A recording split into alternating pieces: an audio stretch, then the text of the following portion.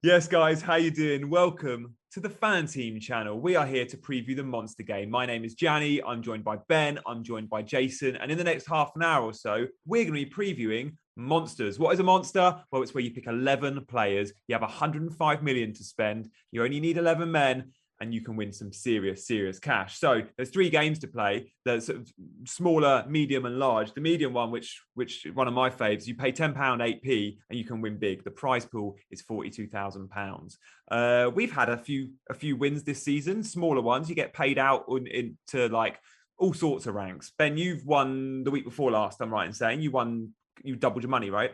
Yep. I had a week a win in game week 3, missed out in 4, but had another cash finish in week 5, and I was extremely unfortunate not to have both teams finishing the cash. Nice. Jace, you're waiting for the big one still.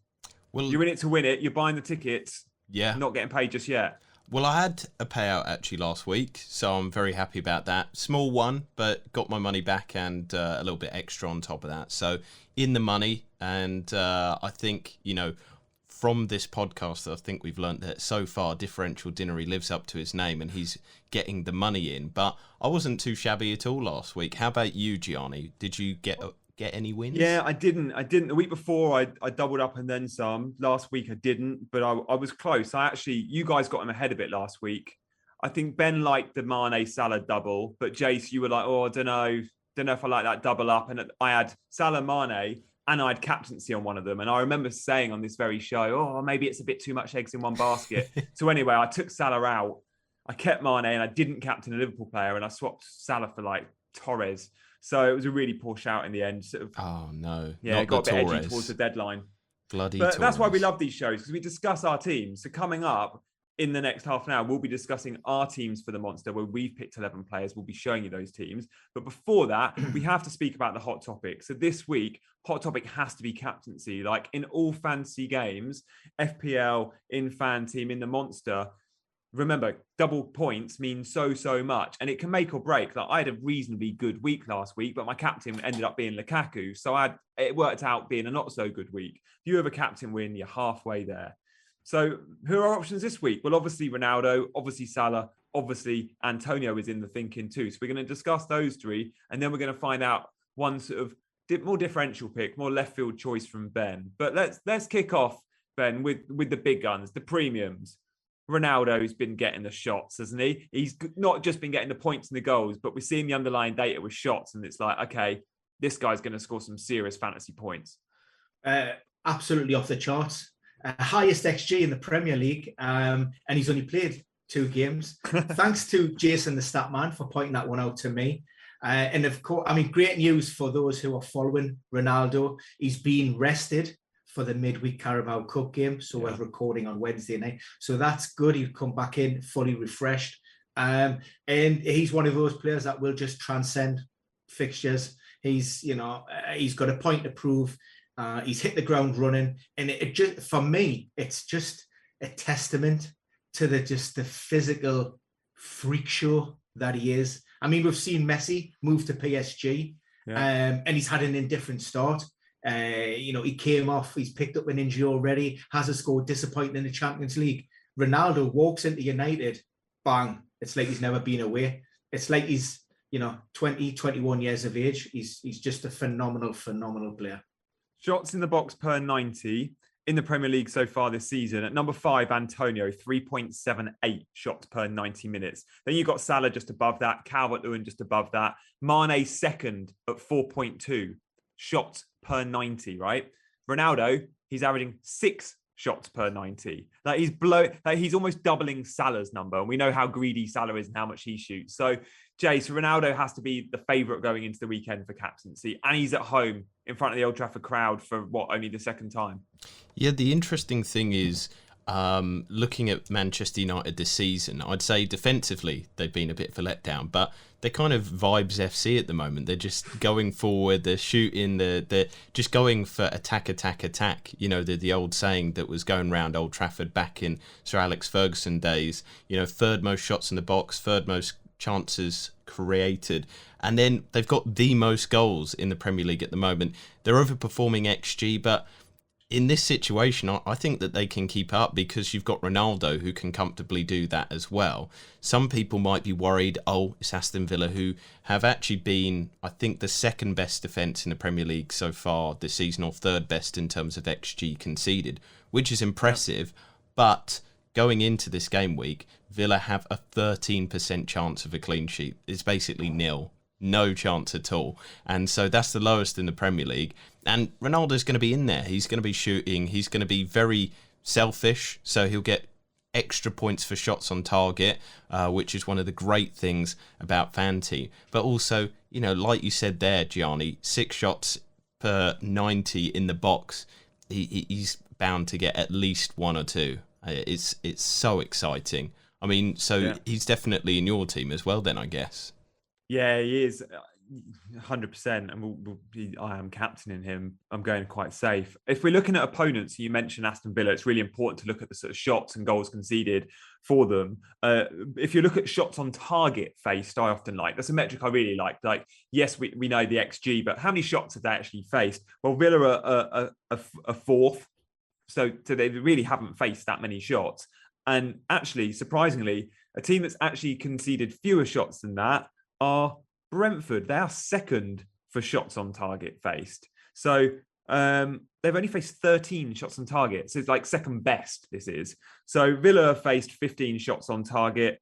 Brentford, 13 shots on target, who Salah plays. But Antonio plays Leeds, who's faced 35 shots on target. Ben, you love a differential. Antonio, I think, will be quite a popular choice, but still fairly differential. He's an option this weekend. He's been rested tonight as well, Antonio. Rested tonight and obviously missed the United game due to suspension. Last time out, Europa League, scored. Had a great, sensational start to the season. The only question marks that you can possibly have about Antonio is his longevity. Can he stay fit? Looks like he's been managed by David Moyes, and that's why his absence in the Carabao Cup. So that's a great sign. West Ham have faltered last couple of games, but still shown a lot going forward, attacking wise.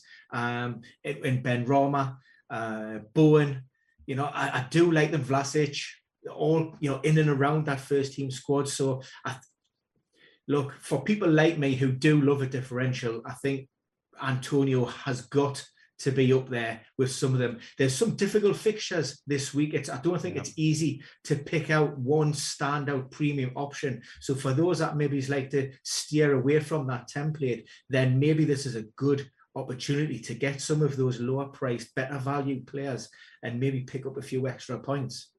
Yeah, I think when you look at that Leeds defence, injuries all over the place. Antonio having a couple of rests, he's just going to be firing on all cylinders. And obviously the longevity thing becomes a question for any season-long game you're playing. Maybe you're cautious with your approach. But the beauty of this is you're picking for 1 week only. So you just go for it. For me, Antonio's a nailed-on asset this week, and I actually expected him to be way more expensive than he was. I've got Antonio in my team, which we'll see in a bit. 10.1 million. Really happy with that. Jace, I'll come to you on Salah briefly. There's not much to say about Salah. He's producing the numbers. I actually think he deserves a little bit more respect. Like, he's the best point scorer the Premier League has in terms of fantasy games and has been for a very long time. This season, he seems to have upped it a notch. He's creating as well as scoring. We talk about Messi, Ronaldo, and rightly so as the top two. For some reason, the question is always, it's sort of Messi, Ronaldo, Neymar, or Messi, Ronaldo, Mbappe. When you look at the numbers, Mo Salah should be in contention. But look, perhaps he's not a sexier pick for journalists or reporters because he's, I don't know, not from Brazil and not got the style or swagger of an Mbappe or Neymar. But Salah deserves the respect. And here I am saying to you guys, I hope you're on board with me. And Jace, he's another, as always, a captaincy option.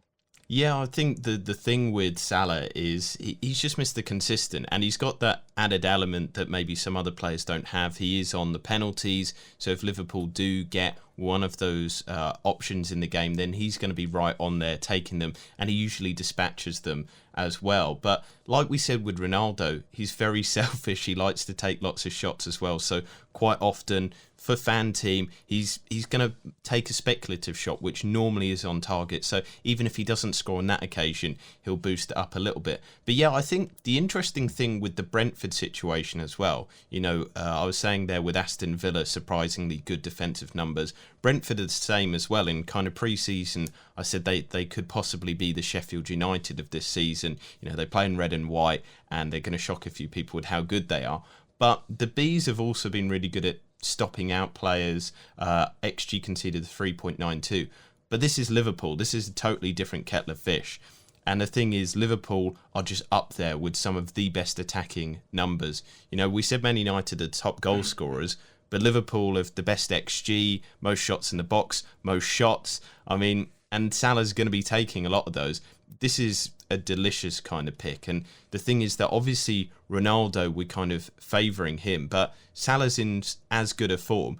And I think people are, forgetting that this is a promoted side who've had a fairly easy run. This should be normally no questions asked, even triple captain it in Fantasy Premier League, So I think this is the best, or one of the best picks for the weekend, and he has the highest predicted points of any player this weekend. There we go, like that. Guys, you'll find out who we're captaining very shortly. You might expect one of the three mentioned names from me and Jason, but you're not going to get it from Ben. So let's have a look at everyone's teams. And Ben, I'm going to come to you first, because talk us through your team, which you'll eventually get to captaincy, which is a really interesting pick. It's someone playing in a London derby, probably someone you're not thinking. So Ben, talk us through your team, and Jason and I will give our pros and cons, as we always do. Ben tells us his team, we give yeses and nos, positives and negatives, and then we all do the same to each other. Yeah, going for that more attacking formation that the FanTeam algorithm favours in a 3-4-3. So the goalkeeper, as it currently stands, Begovic, there's question marks at the moment at this point. They do have cash in the back, but they're obviously at home to Norwich. Everton hoping to bounce back from last weekend's terrible result, and also that penalty shootout defeat midweek. This is more based on the opposition arriving on Merseyside in Norwich. I'm just, I expected a big performance from Daniel Farke's players last weekend, really, against Watford. It had to be done. That didn't transpire, and already the writing's on the wall. If you had any doubts that Norwich or any hopes that they would escape that relegation drop zone, I think last week's results for me sort of, was already a nail in the coffin. So that's why I went with Begovic. Defence, Alexander-Arnold missed out last weekend due to illness. He is progressing fairly well. Rested in the Carabao Cup. But again, everything you've said about Salah, everything you've said about Brentford, we're talking about Alexander-Arnold, who has been absolutely on fire this season. He will come in fully refreshed again, and he'll be ready to kick on. Alongside him, again, and not a pick that I'm comfortable with, but we talk about maybe targeting teams and targeting individuals at a nice price point. One of those being Vestergaard, and this is purely based on the fact that I just don't like Burnley at this point in time. They're not getting the goals in the league. However, obviously, we've seen them score 4 goals midweek against Rochdale. One of those players, Jay Rodriguez, has he done enough to force his way into Sean Dyche's team? And also Maxwell Cornet could possibly come in. If it's Wood and if it's Barnes, those two haven't clicked quite yet. So for the moment, Vestergaard is in there. Now, we talk about games which I think will be pretty tight and players which offer a little bit of value. And I've went for Tierney at the back. Came off last weekend with a touch of fatigue-related cramp, so he's not involved midweek. But Tottenham are in absolute freefall for me. Even when they started the season, 3-1-0 victories, the data never really supported, that's 3 wins from 3. It looked fragile, it looked false, and, they've been really, really found out in recent weeks, and they can hide behind quarantine and injuries and suspensions. But ultimately, I just see this negativity from Nuno, and I have big question marks that none of those have been resolved from his time at Wolves.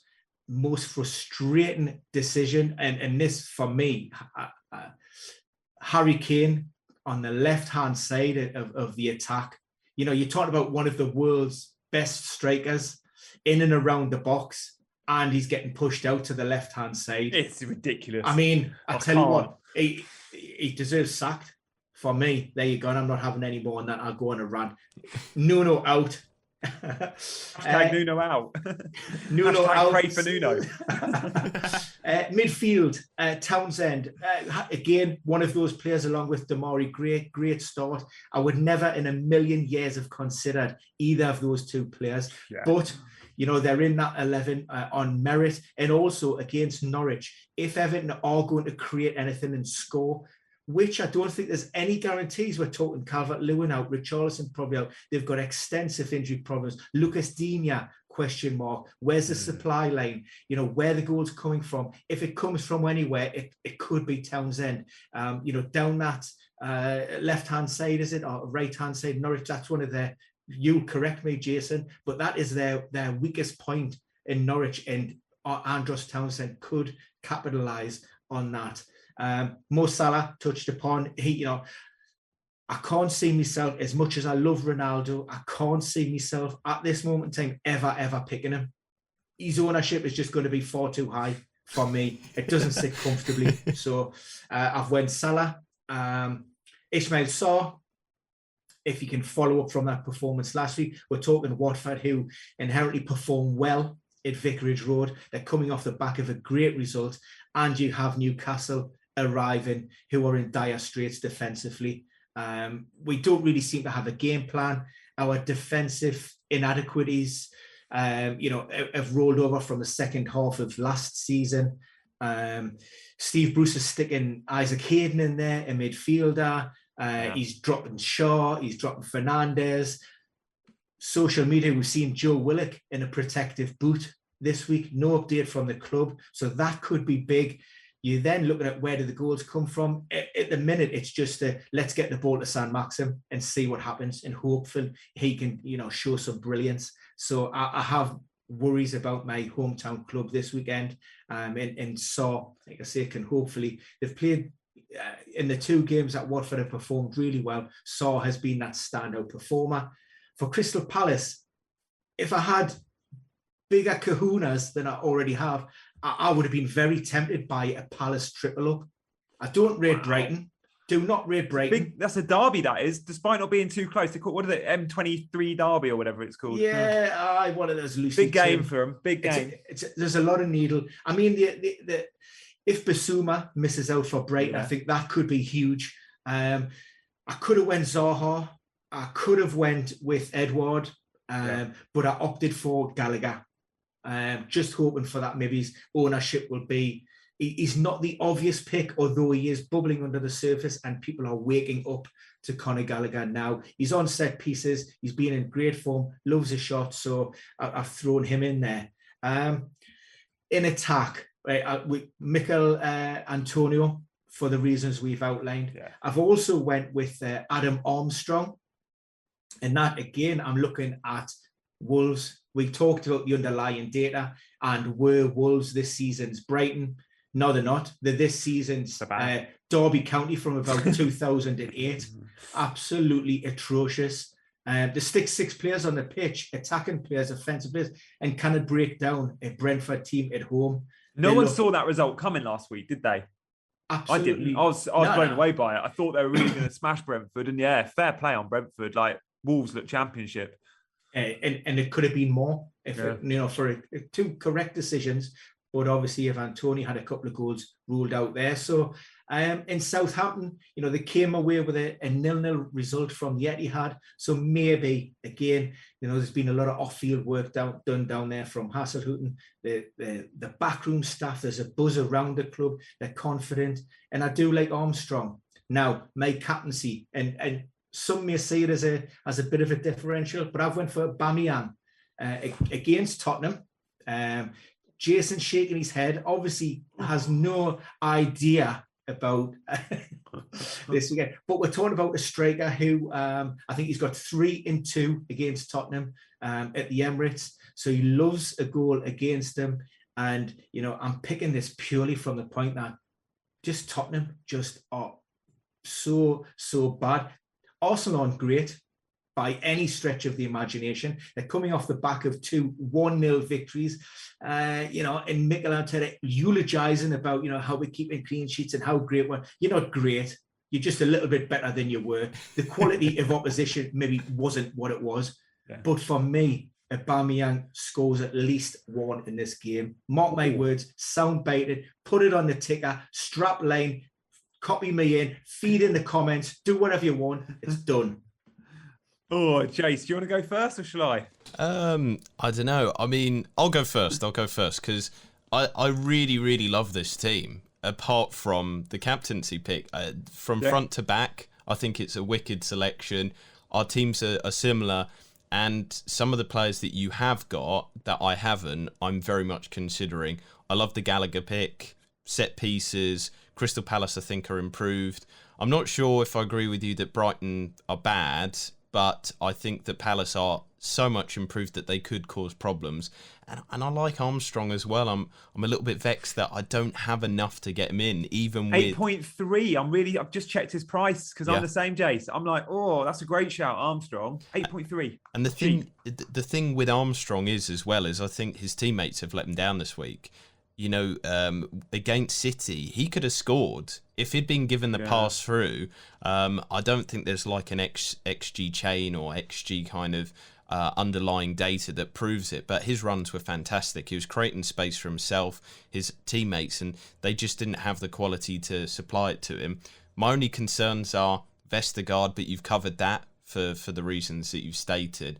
But Aubameyang as captain, I mean, if I was going to go for a punty pick against Tottenham, and I rate the idea of going against Tottenham, I think Arsenal will get the win, but I would go with Pepe all day. Armstrong, yeah, I think Aubameyang just hasn't looked that great this season. 1.35 XG, 1.78 XGI. Pepe's better on both of those, more shots in the box, and I feel like he's got more opportunities as well because he's creating people, he's taking those shots, he's cutting pieces.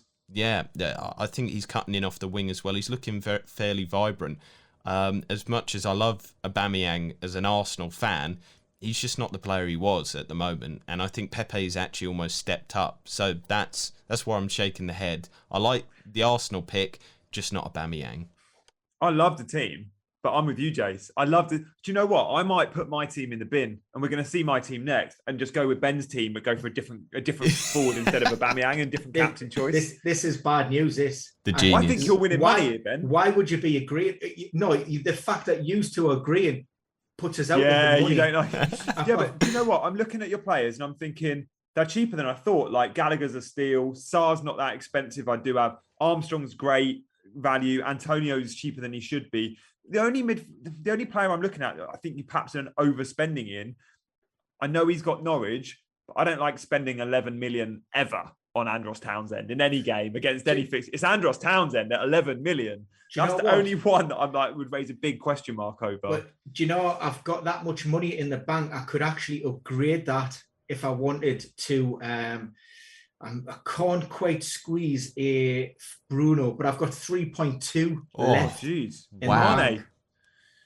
Go for a Mane. Or, yeah, you've definitely got options. I mean, yeah, I really like the team. I think I'd swap Aubameyang with Lukaku and captain, I don't know, someone safer, maybe or Antonio. But yeah, I like it a lot. And Sarr, Gallagher, I think I'm with you. I've not actually think Brighton have been massively overperforming their form. And I think Palace win that game. They're at the home team as well, which will help. Selhurst Park will be buzzing. For them, I used to work at Palace. All they talk about is Brighton, like the Brighton fixture. It's so big for them. There's a real rivalry there. So yeah, I'm liking it a lot. Should we move on to my team, which might be going in the bin after seeing Ben's, because I've definitely got some inspiration there. And Adam Armstrong, didn't realise he'd be so cheap. 8.3, I think it's a steal against Wolves. I expect him to be around 10. So I might try and shoehorn Armstrong in. Sorry, Jace. I was going to say, maybe this is a big brain play that me and you say that we like his team so that he changes his team, we steal his team, and we make the money, Gianni. Yeah, possible. There we go. I mean, you are talking about number one in the Tri-Series to date. It's true. Fair play. I said at the top of the show, you are the differential genius, so we're copying from the best, copying the homework of the big boy.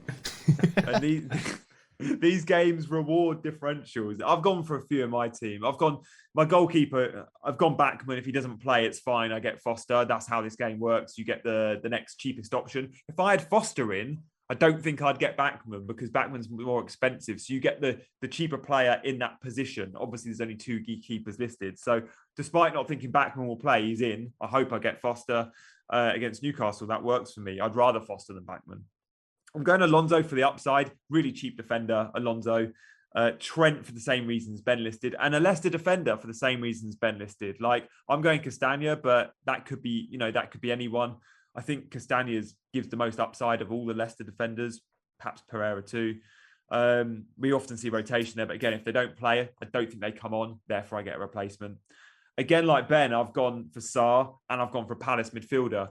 I like Gallagher. I do feel like Wilf, who has got history in this fixture, by the way, like Zaha has scored some big goals against Brighton because he knows what it means to the fans. So again, I like the Zaha pick for 7.2. I'm with Ben. I think Tottenham are poor, and I do probably want to back Arsenal over Spurs, but I do think Spurs score. And I think at 7.7 to be able to get Son in your team, who could play as the number 9. I mean, Harry Kane's a left winger now. So who knows there. Salah's in for the reasons discussed, as is Antonio and Ronaldo.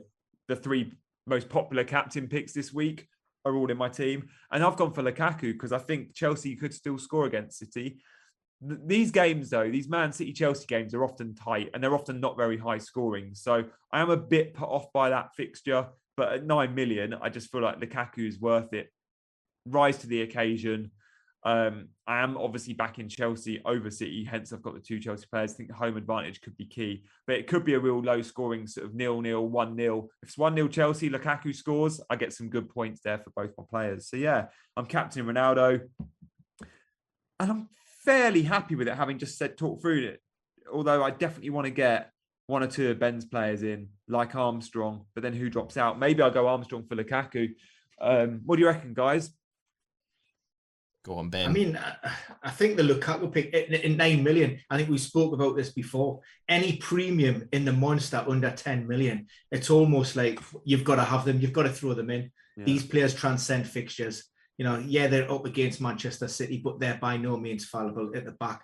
Of course, they have their own injury problems as well. Fairly, several players doubt, particularly the centre-back with Aymeric Laporte and John Stones. Nathan Ake was given compassionate leave through the week. Of course, Pep has strength and depth and he could change it up. But, what that might do is it might just unsettle that City team. And if he does change his formation, it might take that extra 5-10 minutes just to settle. Players like Lukaku, world-class players, don't need much of an invitation to get those offensive returns. So I really do like that Lukaku pick and probably overlooked that as and didn't realize he was being as cheap.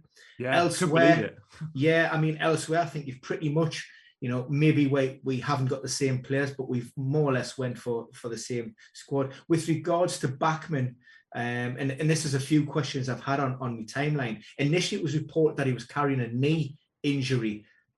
Was involved and named on the bench last weekend, and that's why Foster started. It's since transpired that apparently he's not carrying an injury, according to The Athletic, and that the decision to bring Foster back was one of just experience. Really? Okay. But I can exclusively tell you that he is involved in its modified training. So regardless of what Cisco Munoz says, I know that he isn't training fully with the first team squad at this moment. So make of that way what you will. I can't really give you any insight, but you did touch touch upon that safety net. One thing just to clarify, Jason, it doesn't matter if that player actually comes on. The moment that they're named on the bench at kickoff, they're automatically subbed out regardless. Prime example, this can work in your favor a lot of the time, but I was bitten badly by it last weekend. And this is a great example. I would have finished fairly high up in the money. I started off with Leon Bailey in my Aston Villa team. Started on the bench. Automatic sub was John McGinn. John McGinn came off concussion protocol with 1 point, and it returned the 1 point. With Leon Bailey, speculate it was probably in and around somewhere between 15 and 18 points, which would have put me high 90s. So that was a dagger in the heart. It was the hope. In fact, after 8 players, I was in with a chance of actually winning the big one. I was averaging almost, I think it was 9.7, 9.8 points per player after 8 had played. So just under, what was it? Yeah, just under 80 points. And the last 3 let me down badly. So the lesson to be learned is only pick guaranteed starters. So don't do a Ben and pick a rogue. Don't pick Leon Bailey. But I mean, saying that, he's going to be in the 11s now. I mean, what a performance that was. He looked good. All right, Jace, give me your best and worst. In terms of your team, again, it's a team that I like. I like the Chelsea backing in terms of it. I'm not too sure if there will be goals because both Chelsea and Man City have both conceded 1 goal so far this season. So yeah, I think it might be a 1-0. Yeah, so for me, that's just a little bit of, well, more than a little bit. It's 9 mil wasted on Lukaku. I'd put that on somebody in your midfield. But the rest of the team's solid. The only big outstanding one for me is Son. You know, why not back an Arsenal player? If you think Arsenal are going to win against Tottenham, why not go with a Arsenal player in terms of a midfielder? Like I said, Pepe, I think, is a better option. Yeah, Pepe, Saka, Smith Rowe and Odegaard are all more expensive than Son, but only slightly more, to be fair. They're sort of around the 8 million mark. It's doable. Yeah. I still back Son over any of those guys, though. Yeah, I mean, Son is really quality, and a phrase that Ben used is he's somebody that does transcend fixtures. Doesn't matter who he plays, doesn't matter how Tottenham are playing. Tottenham could, you know, get a sneaky goal, but just the way that they're playing at the moment is so bad. But it is the North London derby. You know, even when Tottenham, back in the old days when they were really bad and Arsenal were winning leagues, they would still kind of turn up and try and get a result against us. They'd try their hardest. You know, for a little club like them, it means a lot for them to get a result against Arsenal. Soundbait. Yeah, it's their cup final. Yeah, it's their cup final against you know, big teams like us, Gianni, Chelsea and Arsenal games. That's their trophy because they don't win anything. But in terms of it, the rest of the team's great. You know, I like it. I like both the teams this week. It's kind of weird. We're all getting on way too much. We need some like controversy, some anger in here somehow. I mean, that could be arranged. Maybe next week we have a slightly different spin on it. Or maybe that's still to come, Jace, because we haven't seen your team. That's true. Hit me. Right. Not literally hit me, but let's show me your team. Well, in terms of my team, I will start off and say I don't like that I've got 4 at the back, so it's way provisional at the moment. Cautious. Yeah, I just feel I looked at a lot of the games this week. I looked at kind of the stats and stuff, and I thought there's not a lot of assets that I think really, really jump out at me in terms of the attacking ones. I was considering a Liverpool kind of double up with, you know, maybe Mane, Salah. I think that's kind of an interesting option. But each of the teams that have really, really good fixtures, like Wolves, like Everton, to me, there's not very many assets that I want to kind of double, treble up on. So that's kind of why I went with 4 at the back. But seeing the options that kind of both of you have brought to the table, it is doable that maybe I can switch it around a little bit. But let's start at the back. Goalkeeper, Mendy. I think it's going to be no goals scored against Chelsea at home, against Man City. I've got Mendy in there because, like you said, he's the more expensive goalkeeper. So if he does start, he'll be in there. If Arrizabalaga starts, then he'll be in there. I've got Tarkowski in. I just don't rate Leicester at all.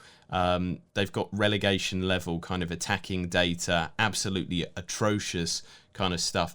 And 4.5 for a defender that I think could potentially get a clean sheet. You know, Burnley haven't been what they once were, but I think it's worth the gamble so that I can put the money elsewhere in the team. We've covered Tierney. I've got Walker-Peters because, again, I don't fancy Wolves. I think they've been so poor this season. And in Trent Alexander-Arnold, has just been absolutely exceptional. You know, he's almost like a midfielder. He's that good. In the midfield, after your comments, Gianni, about you wouldn't pay 11 million for Townsend, I've gone and doubled up with Townsend and Gray. I just think that this is so much money. That's a quarter of your budget on those two. This is the game of the weekend, though. We've seen so far this season that whoever plays Norwich just has a hell of a time. And I think, yes, Townsend is on the wing that Norwich play really badly in. But Gray at times was floating into the middle. He was kind of their central striker at times. Again, this is one that if I was to get rid of one of their assets, I would probably get rid of Townsend because I think Gray has had the high XGI of the two of them. He has the higher predicted points for this game week. But it's the Norwich game. This is almost like the fabled one. They're the whipping boys of this season. You got to have them in. And so that's why I've gone with the double up there. Salah, we've talked about. Sarr, we've talked about. Antonio and Ronaldo, kind of all self-explanatory. So, as you said, Gianni, hit me back. I mean, I like it all. I just don't like the double. I just don't like putting trust in Rafa, and I don't like putting trust in Everton. And I know Norwich are rubbish, and they will, surely they'll concede, but it's almost a quarter of your budget on two players that in season-long games, these are enablers, these are budget players, and I just wonder if those funds can be spent sort of better elsewhere. But, you know, you make a really good argument for it. And should Everton go and win 4-0 or 5-0, of course, these guys will be in the points. And of course, not a huge amount of players would have gone for these guys. So you get in the money, and it's where Ben's had success in the past. You back a team and you back them big, perhaps a not so popular team like Everton, and you're rewarded. So whilst I don't like the picks, I completely see the thinking. So, I mean, yeah, it will be either hero or zero, won't it? With those two, like it will be you're in the money or you're actually nowhere near it.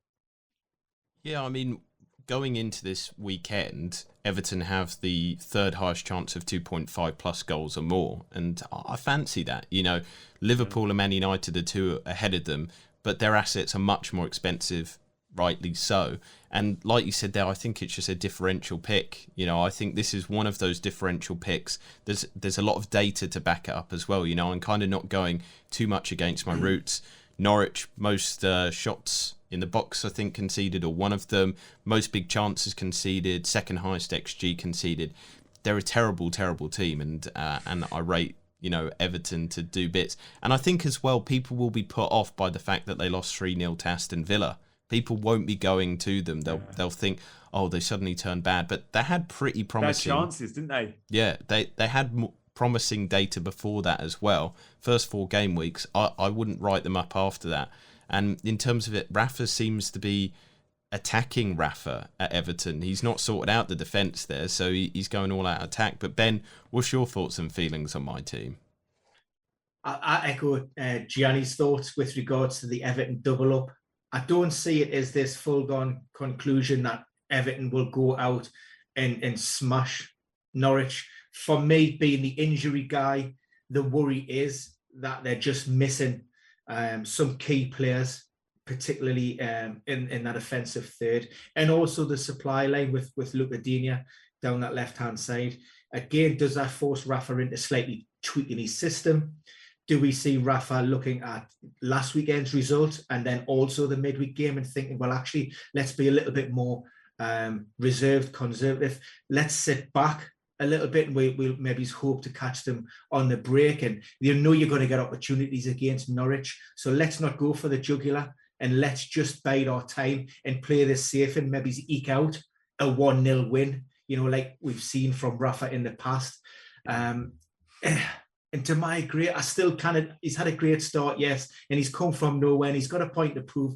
I still kind of get it out in my head, the Damari Gray that I knew and I've seen before he left Leicester. And I struggle, and I'm just not confident doubling up on Everton for that reason. And I do think Townsend's a better pick. I understand the rationale as well for Tarkowski, 4.5 million. That's a great price. It's a great enabler. It allows you to spend money elsewhere. And you're probably right. It's maybe a coin toss, given the form that Leicester are in. And who knows, Burnley may take that midweek result, and that might be the opportunity to kick on and bounce back just with that little bit of confidence. And if he could start Jay Rodriguez, they get an early goal, and it's a completely different complexion of the game. So I do like that. The Walker-Peters, I think he is the Southampton's most expensive defender. So you've got your safety net there. If it was just an outright pick and just saying, well, I want Walker-Peters in, I would have concerns, because I'm just not sure that Ralph Hasenhüttl sees him as a guaranteed starter. He's shuffling that back line around quite a bit. And Livramento's now, though, Ben, isn't he? And he's cheaper, 6.9. Yes, yeah, Livramento, I mean, been absolutely great. And look, if you can keep a clean sheet against the champions, then, there's got to be serious questions asked but how many times have we seen that? And how many times could you expect Wolves to come out and they could get a hatful? You know what I mean? So it's about consistency with these teams down the bottom. That's why they're there. But those would be only the observations. But otherwise, like I say, I think we've got all three of us have got a strong nucleus of the same players in and around. So, we may all be in and around the money this weekend. Yeah, could be sharing it three-way. You never know. And in terms of it, Townsend and who's the other one that I said, not nailed too much, but things may change. I don't like the four at the back. I'll keep people posted, but we will revisit this next week, and hopefully I can have another in the money game week. We need to knock Ben off the leaderboard, don't we, Jace? One of us has got to take him down. So yeah, I like the fact that all of our teams have similar shape in terms of the teams we're backing. And guys, let us know in the comments what teams you're backing, what players you're going for. Are you going for any differential captain picks? Let us know, like Ben, anyone else looking at that Arsenal Spurs game thinking maybe there's a hidden gem or two in there with a Son or an Aubameyang. Let us know. And guys, we hope you've enjoyed this video. So if you are enjoying these videos, do let us know, because genuinely we read the comments and go, okay, how can we improve? How can we shape them for future weeks? So obviously like and subscribe to the channel so you get notified. We always aim to put one out sort of Wednesday, Thursday, middle of the week if we can.